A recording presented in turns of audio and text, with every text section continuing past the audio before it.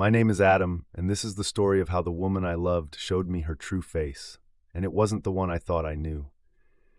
We all wear masks in life. Some are harmless, meant to protect us, but others are meant to deceive.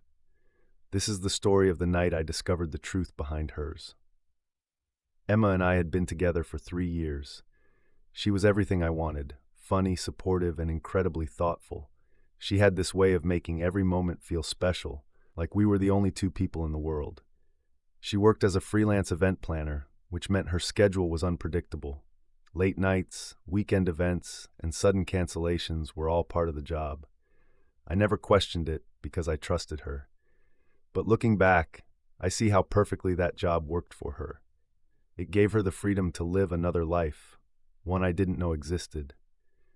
It started with a charity gala she was organizing. Emma was buzzing with excitement, talking about the venue, the guest list, and how important this event was to her career. She invited me to come along, but at the last minute she said it would be too stressful having me there.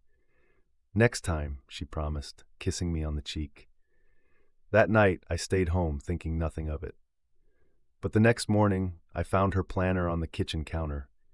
It had been left open, and there, under the date of the gala, was a note written in her handwriting. "Don't forget his ring." His ring? I stared at the words, my mind racing. She'd never mentioned a client needing a ring, let alone referred to them as his. I couldn't shake the feeling that something was off.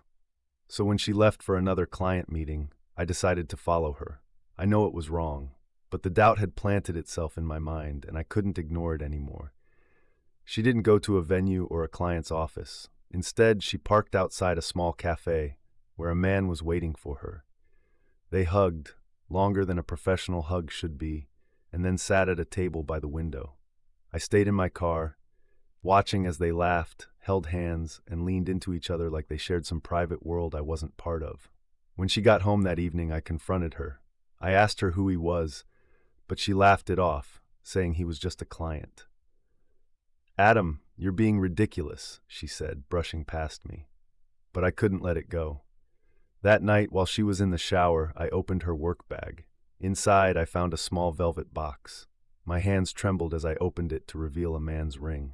It wasn't just any ring. It was engraved with the words, "Forever, Emma." My heart sank. This wasn't for work. This wasn't for a client.